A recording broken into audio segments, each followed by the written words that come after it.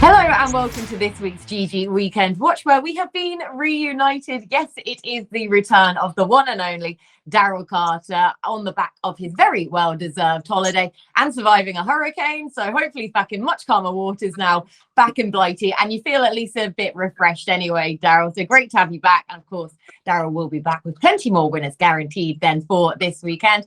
And alongside Daryl, we have Andrew Mad, who hasn't had to survive a hurricane, but has had to survive holding the fort, though. Not without good company, though. And a huge thank you to Rob Plumbridge for all of his stellar works and brilliant tipping along the way to boot as well. So just to echo that, I'm going to go back through last week's results because the lads had a very good week. Dear my friend who placed for both Andrew and Rob at 11-2. Alpha Capture won at 5-2 as Rob's nap. Kima placed at 9-1 for Andrew. Royal Scotsman placed at 12-1 for Andrew's each way nap, which was a serious shout in a race of that nature. Dakota Gold placed at 11-1 for Rob, and Zoffi placed at 16-1 for Rob as well. Don't know why he's not on the screen there for today. So well done though, lads, for last week. But it is British Champions Day this Saturday for the flat season big finale. So we shall kick off, and we begin with the 125. This is the Kitco British Champions Long Distance Cup, which is a Group 2 for 3-year-olds and over 2 miles, where we actually have Trueshan declared with the ground apparently soft enough for him to get a run at least. And he is the current joint favourite with Eldar Eldarov at 5-2 as well. So I've done enough talking now, Daryl. Welcome back. Back over to you, please.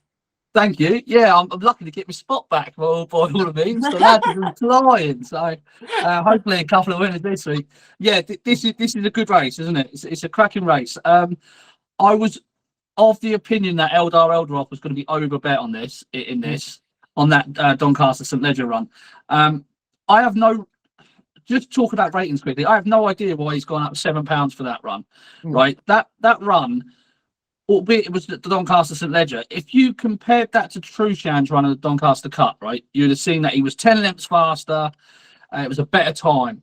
But when you actually delve into it, he was 7 lengths slower from the 5.5 furlong point to the finish line than Trueshan. So Trueshan's Doncaster Cup was slowly run. It turned into a sprint. That wasn't going to suit him. His head was all over the place. I would forgive him that run. Back to Eldar Eldarov. If you compared it to the handicap on the card won by Going Gone, it was very, very similar. Now, Going Gone went up £1 for that. Eldar Eldarov went up £7. In fact, Eldar Eldarov was slower from 5.5 furlongs out to the finish line than Going Gone was. Now, I know he won with a bit in hand, but £7 is a big raise in the ratings. Now, why does that make any sense? Because he's getting £9 here from Trueshan as a 3-year-old. So I just wanted to make the point that if people are adding £9 onto the 116 and coming up with a number, I wouldn't be totally reliable on it, because I don't think he's worthy of that rating at all at the moment. I'm in an iron for a couple of days over this. Is Trueshan too big? Is he not? Do I make him 11-8 shot? Do I not? I couldn't work it out. So it's not going to be a betting race for me. But Waterville is a horse that I'm going to come down on. Now, this horse obviously ran a remarkable race in the Oris's Aris to come from where he did to win. And just to touch on times again quickly there. From 3 out to the finish line, he was only a shade slower than the Group 3 winner over 7 furlongs on the card. So it was a hell of a finishing effort for him.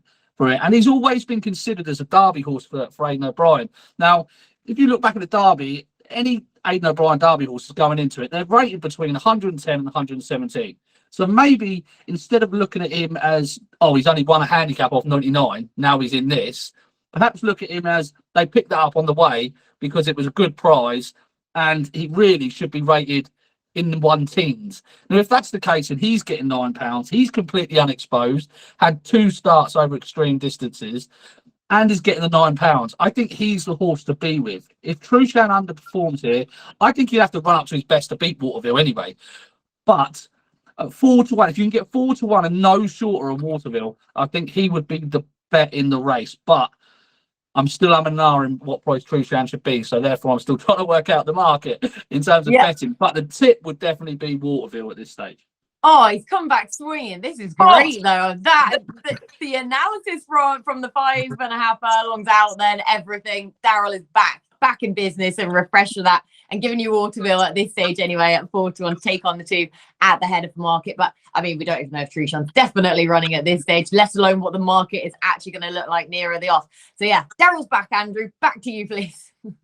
Yeah, welcome back, Daryl. We haven't heard the words Naposaurus Rex just yet, but I'm sure it's only a matter of time. Give it time, give it time. For the GG weekend watch bingo card. And I might throw in my better than the price of a lottery ticket later on, just to keep regular listeners happy. Yeah, this is a tricky one, because when you're looking at it, earlier in the season, you think, yeah, Trueshan's going to be kept back for a soft ground campaign. Won the race for the last 2 years. It'll probably be soft or even heavy at Ascot on Champions Day, and it's going to be game over. He was 11-1 when he won it 2 years ago, even money last year. And now you're thinking, well, have they ruined his campaign by running him on unsuitably fast ground at Ascot earlier in the season? You can understand the temptation to run him in the Gold Cup when he was a gallant third to Kyprios, but it was still the wrong decision with hindsight, because he hated the ground.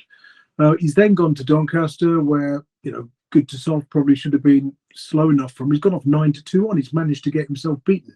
So he's coming here on the back of 2 defeats at odds of 2-1 and 9-2 on. And what looked like being favourable conditions on Monday, when they were saying the heavens were going to open today with half an inch or more of rain, there's now no appreciable rain. And Ascot are sort of, although I think they're still calling it good to soft in places at the time of recording, they're saying it's just going to be on the easy side of good.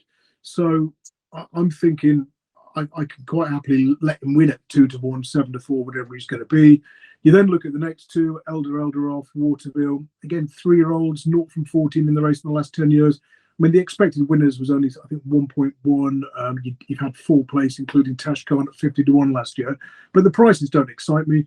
And there's a fascinating quote about Waterville, which after his win in the Irish Cesarewitch, which Daryl said was impressive in terms of sectionals. Aidan O'Brien said, Waterville this is quoting from the Racing Post, Waterville is a massive horse, and next year he's going to be something different. Over the winter, he's going to turn into a different animal, maybe a unicorn. No, he didn't say that. I just added that. But again, and Coltrane, who chinned Trueshan, again, they were saying, oh, he's had a long, hard season. We weren't sure he'd get away with it on good to soft ground at Doncaster, but he did. So again, this looks like a bit of an afterthought. So you've got a couple of horses there. You're thinking, well, maybe next year's going to be their year.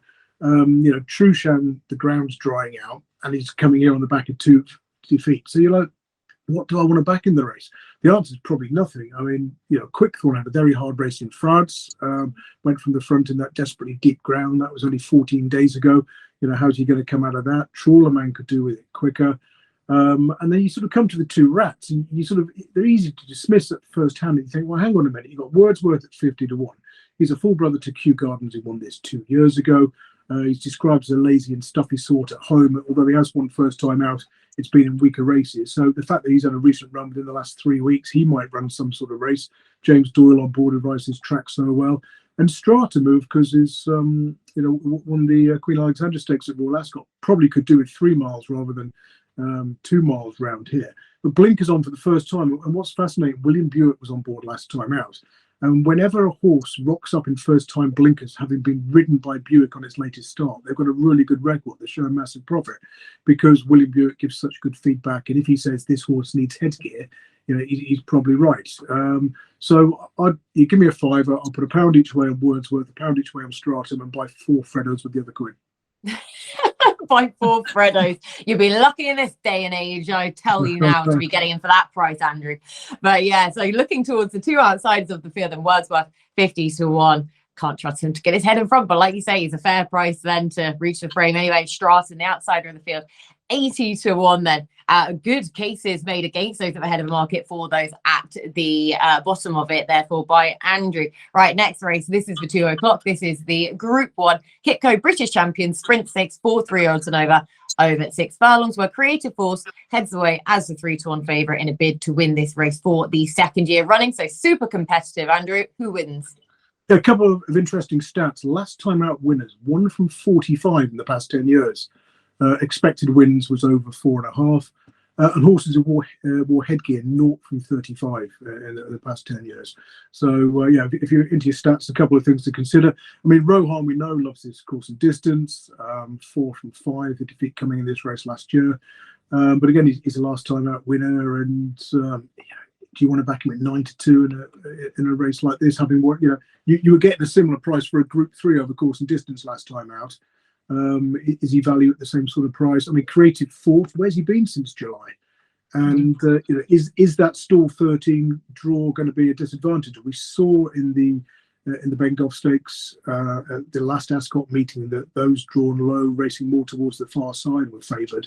And it was certainly the case. It's certainly been the case in this race previously as well. Now you look at last year's runner. More interesting, I thought, was Art Power, who was 3-1 favourite for this race last year, finishing fourth to Creative Force. Won the race on the near side, first in his group. You look at the first four home drawn 5, 2, 4, and 18 of 20. The next home on the stand side was Highfield Princess, finishing fifth from stall 20. And look what she's done this year. He also ran fourth in this in 2020, and he was best of the near side bunch when third in last year's Diamond Jubilee. So Art Power's got the course form. He's stall 8 of 18. He does fall down on those last time out winner stats, but I'd certainly be looking at a horse like him at 8-1 than either of the front two. Particularly Creative Force, I just think it's the wrong price. Ventura Diamond was one I bet 100-1 anti-post in anticipation of soft or heavy going. Ran pretty well in this race last year, finishing 10th. And again, this is an autumn horse, but the drying ground is not ideal. And I'm coming down on the side of a funny one, a horse I've not been particularly complimentary about in the past, and that's King's Lynn. Didn't expect that. At 33-1. Now, I mean, Andrew Baldwin's won this with an outsider before, Don't Want Triumphant. And the big field's ideal, the ground on the easy side of good is ideal. And you look at his course form, excluding runs on good to firm ground. He's finished third of 21 in the Wokingham last year, second of 12 in last year's Bengoff Stakes, and fourth of 10 in a 5 furlong listed race last time when he stayed on well from off the pace. 5 furlong possibly too sharp nowadays, and he met trouble in running. Now you look at him, he's in a frustrating so-and-so because he tends to find trouble in big fields, but he also needs a strong pace, the sort you only normally get in the big field. So when he has won, he's tend to be drawn on the outside of the field. Now you look at his wins, he's won from stall 1 of 20, stall 8 of 11, 1 of 15, and 2 of 10. When he's had a draw in stall 2 or lower, I think he's won 3 of his 6 starts. So he's drawn in stall 2, he should get room, there's pace on the far side. And I just thought 25-33s. I'll take a chance on King's Lynn. I did not expect you to go down the King's Lynn route. Goodness I surprised me. myself. Yeah. All hell will break loose if King's Lynn goes and wins this now after so many people have followed this horse off of that cliff. But what a result it would be for the King then as well after he got his first stakes winner the other day at Yarmouth of all places. So 33-1 then for King's Lynn for Andrew. Daryl, did you catch that fly first and foremost? And second of all, who wins this? No, it's still around here somewhere. It's not the first time I've had a fly in it. It makes me look like a right little tramp. We followed you back from Florida. Yeah, I can't believe he's on King's Lynn. God, after all the grief he give me. No one's as surprised as I am. I thought Creative Force was definitely the right favourite. I thought he had ideal conditions, to be honest with you. A bit of cutting the ground. He's unbeaten when he's been beaten once with cutting the ground. That was some 7 furlongs by a neck and the Lennox by Kinross. He loves this track. He's beaten half of these already. But like Andrew says, where has he been for the last 98 days? So that would have to be a slight concern, even though he still is the choice of William Buick over Naval Crown. Naval Crown, another one to give a good mention to, I tipped up at 33-1, I think, to win this. Not to win this, was it? To win earlier in the season. The Platinum Jubilee. Very nicely done. A little plug. He's a lovely horse, but I think he could just give Creative Force a toe into the race, drawn 16 and 13. And I think Creative Force, if he's on song, will win this. But the slight concern is that he disappointed in the run before winning this race. Was it this race last year, or before winning at Ascot last time? He disappointed at Newmarket, and I didn't really find any excuses for him behind Alcohol Free in the July Cup. Really, he had the ideal scenarios, towed into the race. He just wasn't good enough. Maybe it is Ascot that brings out the best in him, which is ironic because he disappointed as a 2-year-old at this venue when well fancied in a race won by Nando Parado in Coventry. But I think he's the most likely winner. Look, I'm going to take a bit of a chance on one, and that's Tenor Prism. I've always thought this horse was a sprinter, always. Now, the time figure of her Cheveley Park win over 6 when beating Flotus was basically on par with that of Perfect Power. Mm-hmm. But I don't think Perfect Power has stepped up to the level this year. Whereas I think that she improved her form when she went over at 7 and won the Jean Prat over in Deauville. I think she improved her form there. I think they've been trying to work out her right trip because she's had entries over a mile 2, she's had entries over a mile. She doesn't stay a mile. That's the bottom line of it. She doesn't stay. And normally with those horses, they want to obviously come back and trip, or they want to go up to an extreme distance where they can travel a lot stronger. I don't think their last 3 runs have been as bad as it seems. The run behind Kim Ross, she was left for dead by him in the foray, but she went round the inside rail the entire race, and anything that day that went round that inside rail on what was actually soft ground just finished legless. So I wouldn't hold that against her. And I thought she ran a cracker at Leopardstown behind Pearls Galore and the Matron.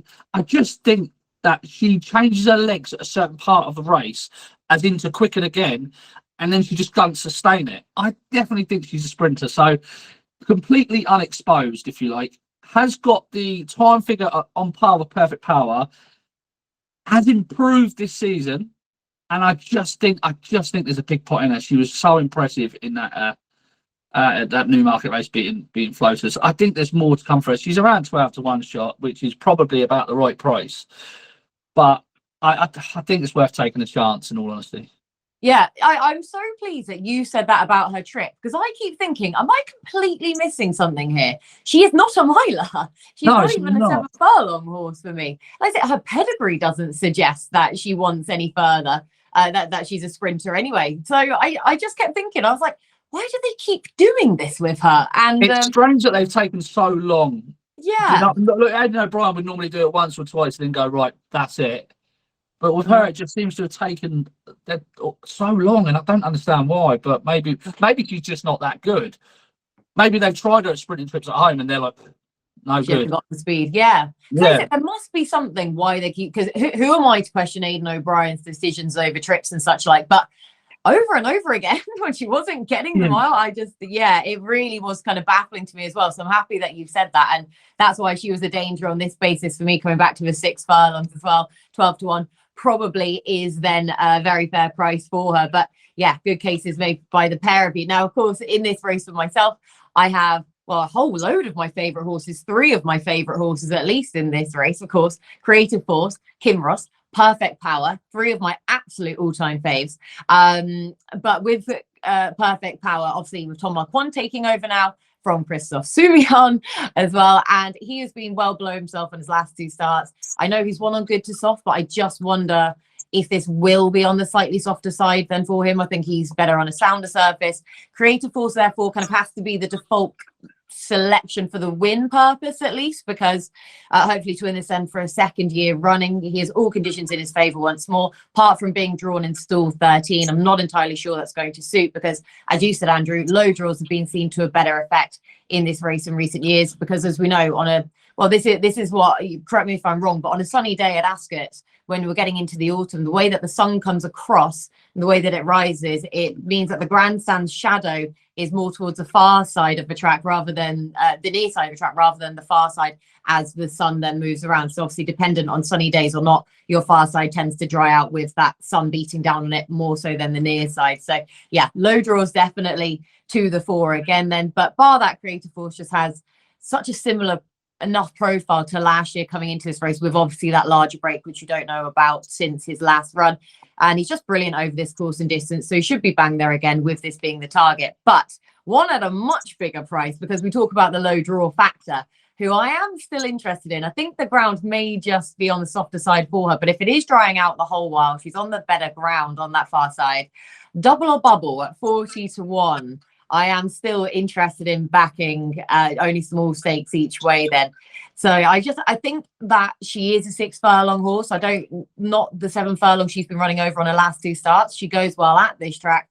She really did run below herself last time out at Doncaster, coming from further back than ideal, admittedly, but back in trip at Ascot, she might be able to outrun her price from stall 1 at 40 to 1 for me. So that is a comprehensive look at the Champion Sprint Stakes. The following race is the 240.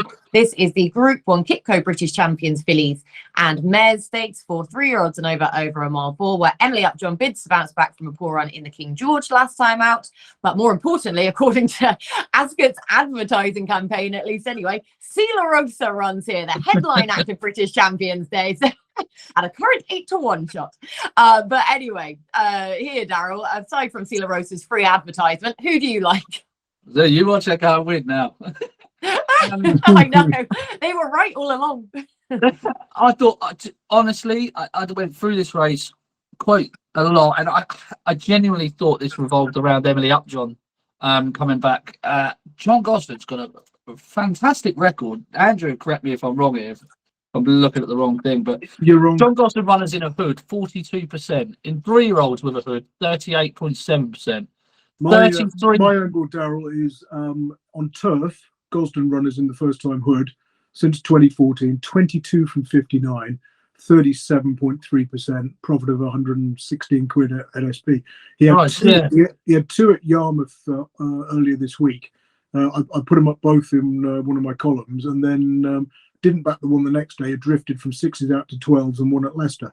So typical, but yeah, Gosden in a hood is a very strong positive angle. Yeah, and 33% with a hood on 3-year-old Fillies I found as well. But I thought she was the most likely winner of this race. She clearly didn't give her a run in at Ascot last time, and she's been in a King George. You have to forgive a horse one run. I think you have to forgive a horse one. She's the best horse in the race. The form lines throughout the whole of this entire field go back to Nashwa, Tuesday, and Emily Upjohn. No other horses in this field were considered classic horses, if you like. She was. If 4 to 1 about her, if you can get 4 to 1 about her, I think that's a very fair bet to forgive the last run. She's done nothing wrong prior to that. I think she's genuinely the best horse in the race. If you're looking for one at a massive price or big price, Insinuendo, I don't understand why they've not stuck this horse up to a mile 4 sooner. I'd forgive the run last time at Longchamp when she was well behind Nashwa and above the curve. She was at the rear of the field. She had nowhere to go for much of the race. It was a very, very slowly run race. Really slowly run. Like, so much so that my Astra, who was right at the back, is a horse put in the trackers because that horse did remarkably well and went down the inside on the same day where the ground was just churned up down there. So my Astra is a proper horse. I would keep her on side. But Insinuendo, it's got some really strong form in the book, and every run she looks like she wants an increase in trip. So 25 to 1, I'd probably take a small chance on her, but I genuinely think that this revolves around whether Emily Upjohn is back to herself or not. And I think 4 to 1, I'd take a chance at 4s. Yeah, okay. So take a chance at 4s. That's probably a fair price then for Emily Upjohn. Like you say, market is kind of tentative really around her, to be honest, isn't it? Like you say, makes sense though on the back of that disappointing run last time out, but there was mitigating circumstances. The market was tentative around Inspiral's return as well, wasn't it? When she absolutely bolted up. So the market doesn't often reflect John and Daly Gosden's horse's return. He never sends them half cooked when they go to the track. Yet the market will always make you feel like, oh, I don't know. But if she drifts, I wouldn't be too worried. No. So like I say, it's all dependent on yards and everything if you pay that much attention or the gravitas you put onto market drifts and things. But love the first time hood stats from the pair of you for Emily Upjohn. That's a definite positive. But also I mentioned them for Insinuendo, who's 25 to 1. Big price then as well to see how this race pans out. Andrew, are you also siding with the first time hood angle then? Yeah, I like Emily Upjohn for that reason. I mean, Mimic Q, who runs in this, she did the same sort of thing. She bombed out in a listed race at York and then finishing 7th when 100 to 30, rocked up in the first time hood at Donny in a Group 2 and Julie won very comfortably at odds of 13 to 2. And he's done that time and time again. I mean, Eshada's respected on the strength of her Ascot form. Stay Alert, I was worried about the fact she's going right-handed for the first time. Sweet Lady, I was worried about her front-running style. The one I tipped in Racing Football Outlook early this week with Alba Flora, sort of hoping for very deep ground. given that she's got a good record at the track. 4 of her top 6 career Racing Post ratings have come here at Ascot. She's around 25 to 1. I'll probably stick with her, but save on Emily Upjohn. A tricky old race. I mean, it shows how hard it is to find the winner of this race. In the last 10 years, you could just back every horse who finished 4th or worse last time out. And either made a profit of £25 and found 5 of the 10 winners. So it perhaps sort of pays to look for those without the obvious last time out form, like Sela Rosa, Mimic Hue, and Eternal Pearl, and perhaps be a bit more creative. So I'll go Albaflora over Emily Upjohn. Okay, that's absolutely thrown cold water on my horse in here now. But yeah, Albaflora then over Emily Upjohn. I agree that the race is centred around Emily Upjohn at the head of a market, therefore. So I've gone in with the each way angle as well. And unfortunately, though, for me, it doesn't agree with the trends that you've just been revealing there, Andrew, of the last time out winners, because Stay Alert to me at 11 to 1 looks a fair each way price. And we know that this race definitely worth siding with the 3-year-olds, given the weight that they then receive from their elders. And Sailor is just bang there on the figures with the unexposed profile, where I don't think we've seen the peak of her ability yet at all. Just the 6th career start. She's been steadily progressing through the ranks. Step up to Group 2 company on her penultimate start. Didn't quite work out for her, where she was held up in rear in the Lancashire Oaks. Obviously, that race most known for the barging match then that transpired between Free Wind and Sela Rosa, the 1-2 in that race. But Sailor was held up in rear. Wasn't the place to be as it transpired. Dropped back to one furlong back last time out. She got back to winning ways in a Group 3 at Newbury in the Arc Trial, and she did really well to win that after getting no room repeatedly. So she's been a little bit forgotten about for me here. So fair each way price 11 to 1 for me. Would you worry that her best form has come at Newbury? Yeah, that is clearly, and what Andrew said as well about her going right-handed for the first time as well, that is going to be a little bit of a concern, and especially because I know big galloping tracks, but the finish at Newbury in comparison to Ascot, very, very different, and the fact that she's got to prove it back up in trip as well. Yeah, they were the two concerns. It was a cracking run last time. She easily brushed aside a good field at Newbury. That's what I'm hoping for. That's what I'm hoping for. That form is going to transpire more so than those slight caveats that I'm going to have to clarify her with in terms of factoring her into her price as well. But yeah, it wasn't it? I'm pleased you said that anyway. So yeah, Stay Alert to me. It's just been a little bit underestimated, I think, here, to be honest with you. Next up is the 320, the Group 1 Queen Elizabeth II Stakes, or the QE2 for 3-year-olds and over a mile, where Inspiral is even money favourite. No cakewalk, though, by any means. So, Andrew, who do you side with? This is an interesting one.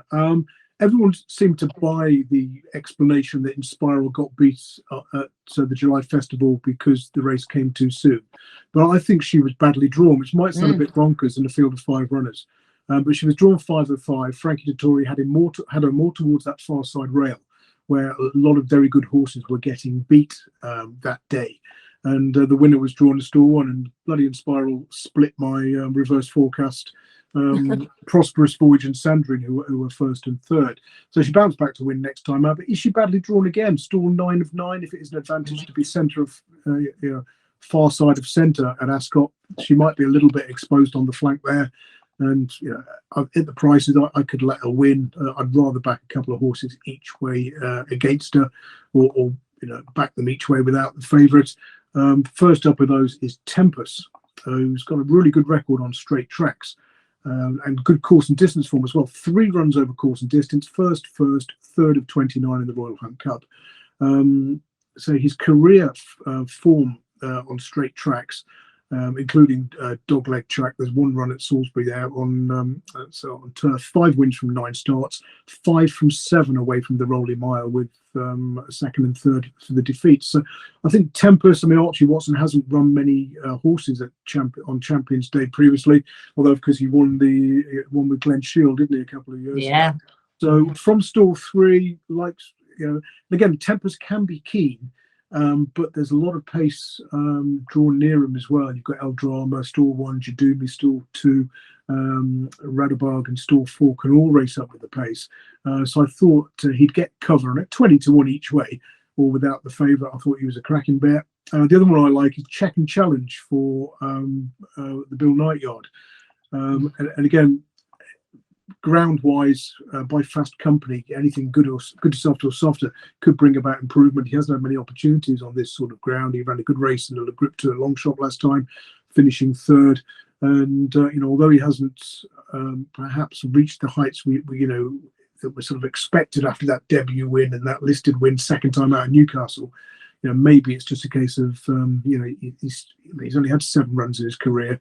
Perhaps he's going to improve for softer ground, which he's rarely encountered. There could be plenty more to come, and he's going to be ridden patiently. And we've seen again with the Night Yard with Sir Busker, how many times that they look to have been tilting at windmills at meetings like this, but then he keeps rocking up and finishing, second to good horses at 66 to 1 and getting group 1 placed form. So I would say back Tempest each way and back Check and Challenge each way, but Tempest would be the preferred one. I like it in the colours of Glen Shield then as well. Hamilton Racing, 20 to 1 then for Tempest. Check and Challenge 25 to 1 then for William Knight. How cool would that be to see him going close again then? So each way plays then in the QE2 for Andrew. Daryl, how do you play it? This is my nap in here. Oh, is it a Naposaurus Rex? Say it. No, I don't know. No, but it's my nap. The Revenant. Ryan Moore's on the Revenant. I thought this horse was well worth an upgrade behind Arabian in Longchamp last time. Arabian was only narrowly touched off by Inspiral at Deauville. Now, I was disappointed I tipped Inspiral at Deauville. I was really disappointed with the run. I thought she clung on from light infantry and this Arabian. And for me, there was just the first moment of seeing a chink in the armour of Inspiral. And that happens to coincide, I think I'm right in saying, with the first time that she's taken on the boys. So, and I didn't like her draw, similar to Andrew, out on the wing. I thought there was stacks of pace in this race. I thought that was going to suit the Revenant. But going back to Longchamp behind Arabian, the Revenant had to go about 8 or 9 horses wide from the rear of the field, right around the bend, while Arabian ducked to the inside, took the shortest route, and beat him by 1.5 lengths. And my goodness me, I thought it was worth a huge upgrade. Check and Challenge was on the front end of or in the middle of midfield on what was a steady pace. They didn't go too hard, which I thought was again worth upgrading his effort, because he likes the strong pace to aim at. He obviously won this race a couple of years ago. I think he's got the best form in the entire race with his best quarter distance form in the entire race, with his 2 lengths third or fourth to Baaeed and Palace Pier. I thought that was a cracking run. He's a remarkably consistent horse, and I love the way that these horses are campaigned in France. They have a target for them, and a lot of the time they'll build them up and then let them down and then build them up again. So I wouldn't always judge a horse from France with a few dodgy form figures in there. Sometimes they're just trying to build them up. I think this season he's been built up for this particular race. He was smashed by Dreamloper on seasonal term, but he was nowhere near ready for a proper race. And I just think that this is such a weak race. I think this is far weaker than the last couple of renewals. And with that little form line that ties in with Inspiral, I just think everything's in his favour. It's a Naposaurus Rex, this is. Yes! The more I talk about it, honestly, I think he'll go very close. He's 6 to 1. He should be half that. Oh, I love it. He got Is more bullish. Is he an each way Naposaurus Rex, Daryl, or are you going to win? He just win, won't he? All in. You can't have an each way Naposaurus Rex. That's an oxymoron. That doesn't every bit of an object. Good point. No. Yeah, you Oxy. Yeah, Oxy. Yeah. Over there. Yeah, Revenant. Yeah, Daryl, you went through that like a French trained horse. You were building up to it with a crescendo at the end. Then with the Revenant at 6 to 1. I totally agreed. I think this is a weaker QE2 than in previous years as well. So, love that a lot. Then 6 to 1 for the Revenant. All on board. Right. Next up, we're on to the big one now. Actually, the real headline act, the 4 o'clock, which is the Group 1 Kitco Champion Stakes 4-3 odds and over 10 furlongs, where Baaeed will bow out of his racing career before going to stud as he bids to prove himself as one of the greatest of all time yet again and to remain unbeaten. But Adair is a very worthy opponent to make that race. this race so that little bit more interesting. So Daryl, we have the superstar on show here, which will be brilliant to see, but how do you play this race? I'm not going to play it at all, to be honest. I'm just going to sit back and watch it and enjoy him because he's been an absolute superstar. It just gets better and better and better with every single run, and I would not want to bet something and cheer against him, in all honesty. I think the market's got it right. I think he's the right price. I think they are is a fair price of 5-1 in his second favourite. And I think they are the two best horses in the race. I mean, Baaeed is probably pushing it, but again, he's third in the market, so they've called it right. I couldn't see any mistakes. Don't know if Andrew could, but yeah, I just hope he wins. I really hope he wins. I think racing needs him to win. Yeah. Especially with all the crap that we've seen to have gone through over the last year or two. I think having a headline act like Baaeed, hopefully he'll get on the news, and I think we need it. So yeah, I'm going to be a fan for this race. Oh, don't blame you whatsoever. I'm the exact same. Like you say, hopefully a win for Baaeed, which means a win for racing then as well. So true. Like you say, that will make headlines to transcend the sport then if he bows out with a win here. Andrew, do you have a betting angle, or are you just enjoying it as well? Yeah, very much so. I mean, these races, you can't not have a bet. It should be elite. Given the each way shape of this race and the fact the second favourite Adele looks dodgy, you should be. You think he looks dodgy? You should be barred from having a bet ever again if you don't back something each way in this. But yeah, I mean, the thing with the day, you just worry about the ground, and I know it's drying out a bit now, but it's still going to be on the soft side of good, from what they're saying. And although it was officially good to soft at Doncaster last time, he was 7-2 on in a 3-runner race. You look before that, I mean, last year he was fifth in this race, wasn't he, on similar ground when a 5-2 shot, and you're just thinking, well, should he really be 5-1 for this race? Do you want to back him each way? Because it wouldn't be beyond the realms of possibility that he's not in the 3. I mean, Baaeed is far more interesting. He's had 5 runs on good or softer going or to Peter. He's won all 5. So he's a very solid each way or without the favourite angle. Dubai Honor was second in this race last year. Was he 6-1 then, I think? The cheap pieces go on. The one I liked, in the hope that it is sort of genuinely good to soft or even slower, is Max Sweeney for the Bolger Yard. Now, bear in mind, he was third in this race last year. He has a 40-1 shot. Since then, he hasn't had his ground. And his 3 runs this year, he's got progressively closer, beaten by 17 lengths, 9 lengths, 6 lengths. Similar story last year. He was getting closer and closer to the winner in his 3 build-up runs to this race. I mean, if you could choose the ground, you'd have sort of soft, heavy in places, or proper heavy, something like that. So it's a case really of sort of wait and see. If it is genuinely slow, maybe check the times in the first few races, but I thought Max Sweeney each way 100-1 was more than fair. Dubai Honor each way 33s, and Baaeed each way at 12s, all those with that trio without the favourite as well. But I'll go I'll go Baaeed each way for the purpose of this video. Okay, so for the purpose of this, a 12-1 each way play for Baaeed, but also putting up 33-1 each way then for Dubai Honor, and also 100-1 then for Max Sweeney if he does have that softer ground in his favour. Then again, after finishing third in it last year, that looks a huge price, each way. So okay, ways to play this race then. Apparently Daryl and I are just going to enjoy it as fans and soak it all in and have our hearts full, and Andrew will have his pockets full. So either way, out, for goodness sake. Hopefully we'll all be feeling very wholesome afterwards.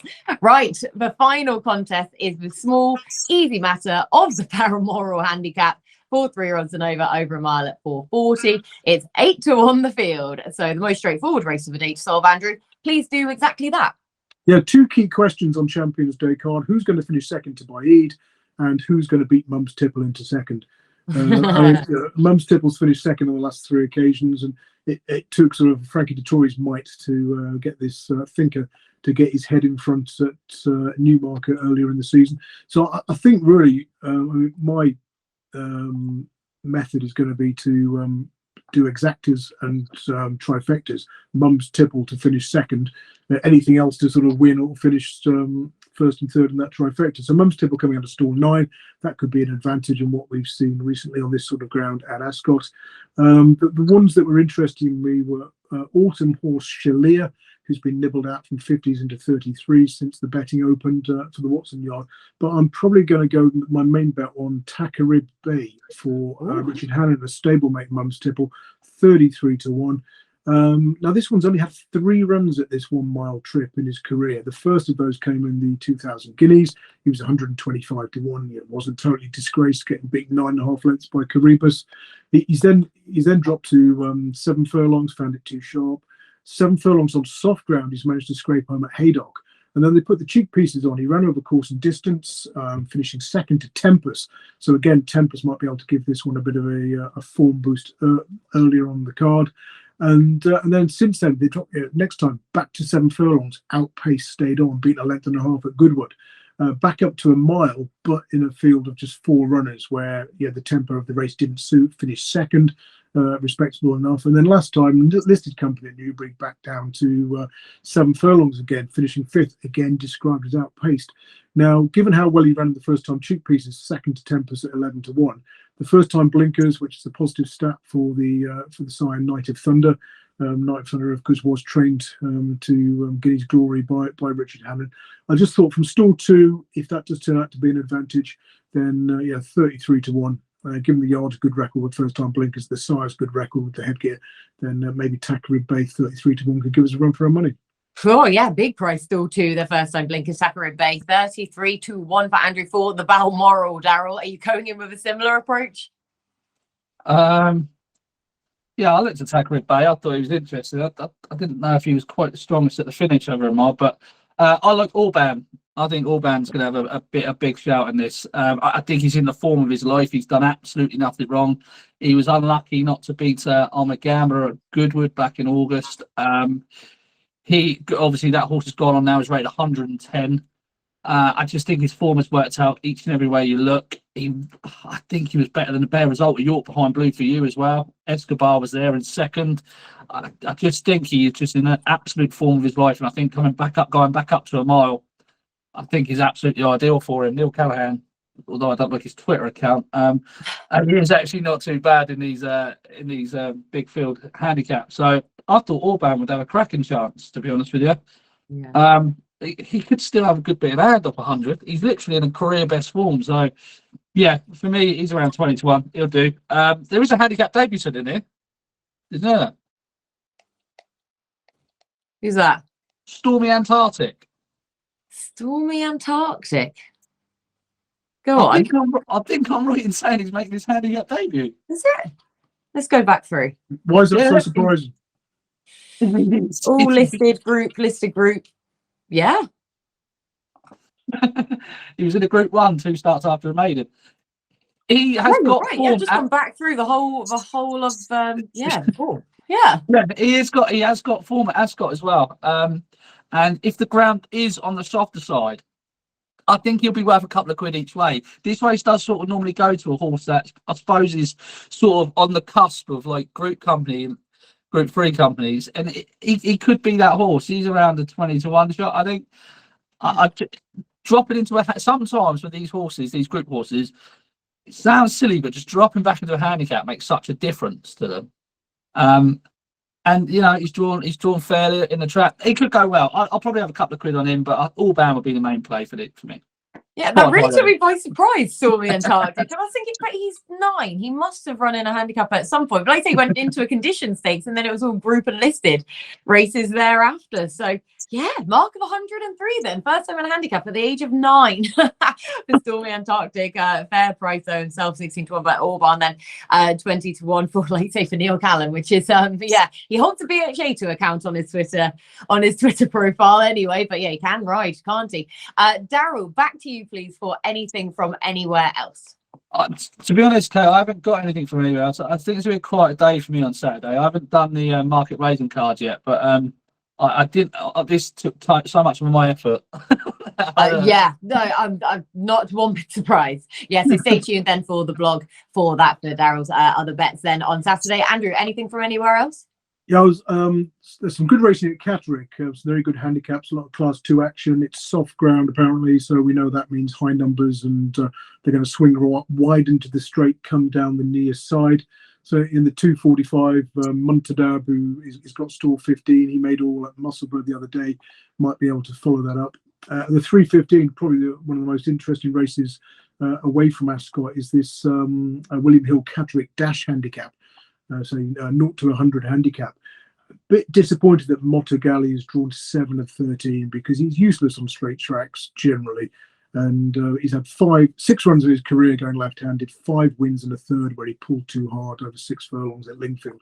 I mean, Charles Hill's just, God knows what he was doing when he had this horse. Just I mean, he should have been sold to racing in the States or elsewhere abroad, years ago. He's rocked up for Scott Dixon as a 6-year-old. He's probably going to have a very successful all-weather campaign this winter. Probably going to be, aimed at those listed and group races, I would think, at the likes of Lingfield. But this is his first time left-handed for his new yard. He's running off a mark of 90, and he's won off 96 at Bath. That was 2 years ago, like his last win. The ground possibly on the soft side, but certainly, Motogali. See what the price he is. He should be double figures, but maybe have a couple of quid on him, and but with a view to back him on the all-weather this winter. And in the 350, another Catterick rate, Gabrial the Devil for Richard Fahey. Veteran sprint, this one, 6 furlongs, nicely drawn in stall 12, been struggling to get home over 7 and 7.5 furlongs at Chester in 3 of his last 4 starts. He loves going left-handed, got a good record at Chester, good record here at Catterick, and Gabriel the Devil, probably the strongest bet of those ones mentioned at Catterick. Oh, like it. But yeah, definitely plenty of angles to go into for Andrew away from Ascot at this weekend. A good case is made for those selections as well. So naps then. Andrew, back to you, please, for your nap of the weekend. Nothing super strong. I'll go Gabriel the Devil in that Catterick race. So at Ascot, I've tended to just have small each way bets at big prices. Temper's probably the strongest away from Catterick. Perfect. Like you say, sort of an each way bet then at Ascot as a better bet. Daryl, your nap of the weekend. Yeah, the Revenant in the 320 QE2. There was no surprise to anyone then that was going to be the case. Could have done it myself. But yeah, the Naposaurus Rex and the Revenant for Daryl. And oh, goodness me, I don't know what to do. I'm going to do an Andrew. Each way. I know, I'm going to do an Andrew and do an each way nap then from last week, which I've never done before, but I'm doing it. It's the end of a flat season, so all hell breaks loose. Stay alert then, 11 to 1 each way nap in the 240 at Ascot. Should Emily Upjohn, fire or not fire, then at least I've given myself a little bit of leverage. So that is all the naps. All of the races covered from British Champions Day, as well as a few others then from another track as well. Thank you so much to the lads for all of their hard work. Great to have you back, Daryl. Best of luck with all of your bets this weekend, and thank you so much for watching.